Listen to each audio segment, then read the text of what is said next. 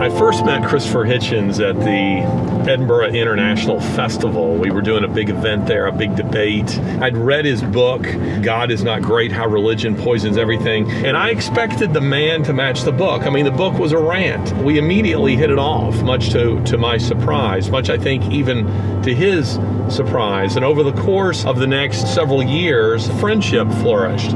More now about the life and death of Christopher Hitchens with our guest Larry Taunton, a close friend of Hitchens, who debated him on the issue of religion. He may in fact have been the first person Hitchens told about his illness.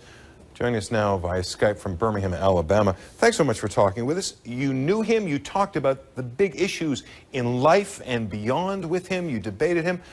What kind of man was he? For nearly 4 years, Christopher Hitchens and Larry Taunton have considered themselves close friends. Like any friendship, the two share many things in common.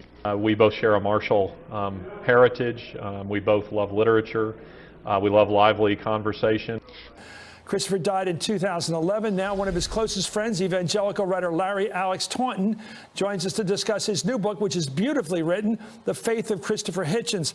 I guess, Larry, just tell us, give us a pitch for the book, because I think it's a short book. It's an airplane ride, a couple rides, but you will really get something out of it. What do you get out of a book about a guy's dying year who is an atheist?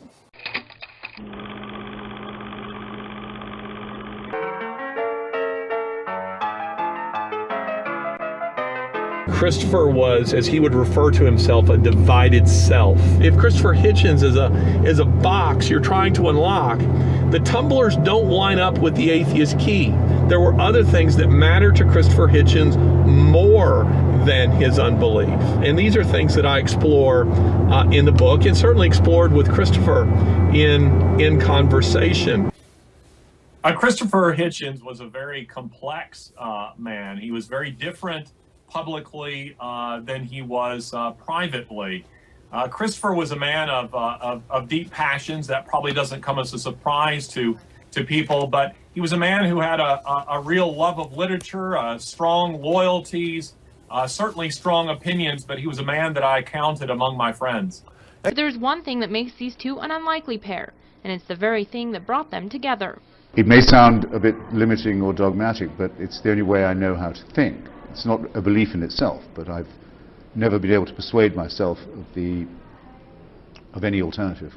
I think one of the things I'd hope people would get from this is we live in a culture that is increasingly factionalized, and yet here was Christopher Hitchens and myself, an evangelical Christian, who managed not only to debate one another, but to enjoy each other's company in a friendship. This book, it's not a biography. Rather, I think of the book as something like this. If Christopher Hitchens' life was an airplane that crashed, this book is the black box. It's searching through the record, trying to give some account for his soul. You debated him specifically on the matter of religion because he was, after all, well, a vociferous atheist, but you're a man of faith. So let me ask you about that. Did you pray for Christopher Hitchens, and did he know about it? Yes, I did, and I did tell him, and I think in his own way, Christopher was very appreciative of that. I'm not suggesting because he believed there was a deity, but I think he knew that I meant it, and that I was sincere in my desire to see him healed, and I think Christopher was even moved by that. Well, what was he searching for? I mean, everybody gets something from someone else, and you learn from other people, your friends especially, I think. And was he using you as a final sort of due diligence on whether he was right or wrong about God?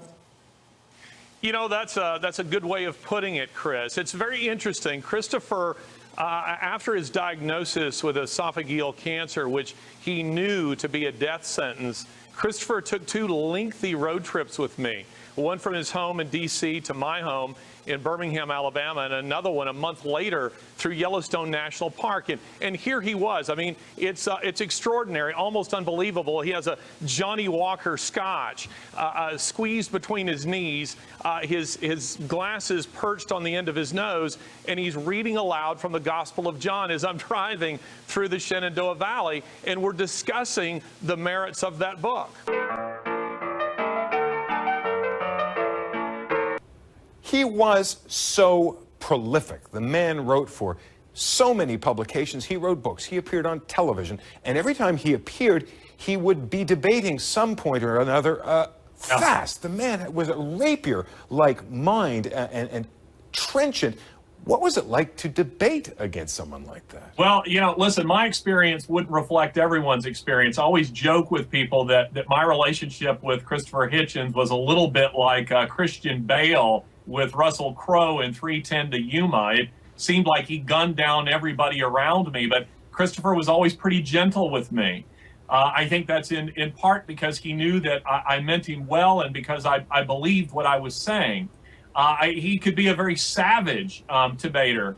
Our debates, both public and private, were hard fought, but they were never personal. And indeed, our last debate last fall, before the two of us drove from his home in D.C. to mine in Birmingham, Alabama, Christopher was very complimentary after that engagement and wanted to have dinner. And that's kind of the way Christopher always was.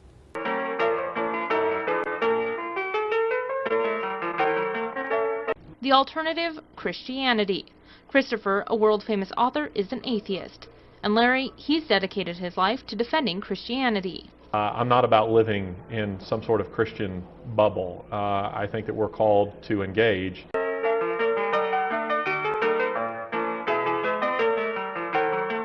I'm curious because, especially because of the way he spent his last years, so passionately involved with the argument over the existence of God.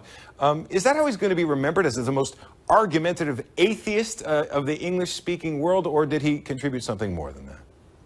Well, certainly there will be some who will remember him as that. Many evangelicals will remember him that way. Certainly many of his fans who are atheists will remember him that way. I will remember him as a friend. I will remember him as someone who I think was really the best that the so-called new atheists had to offer. I'll remember him as someone who's very broadly educated. I'll remember him as someone whose company I thoroughly enjoyed. And so I think he'll be remembered for a lot of things. Christopher also wrote beautifully and on many subjects that, whether you're a Christian or an atheist or where you stand on those issues, I think you'll find something in the writing of Christopher Hitchens that you can agree with. And although they have yet and most likely never will agree, both say they've learned a great deal from each other. If everyone in the United States had the same qualities of loyalty and care and concern for others that Larry Taunton had, we would be living in a much better society than we do. And what were the merits to him?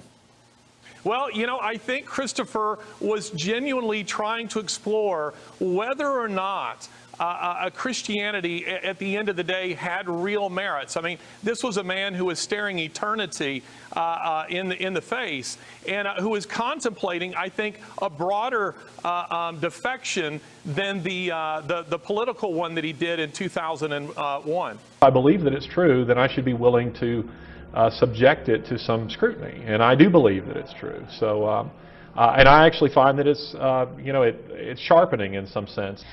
Why did he drink so much and smoke so much? I mean, it really did kill him, and people do that. Do you think he knew he was doing it?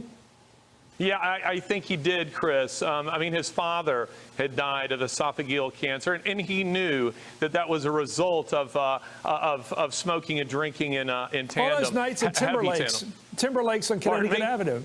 All those nights at the bar at Timberlake's. Yeah.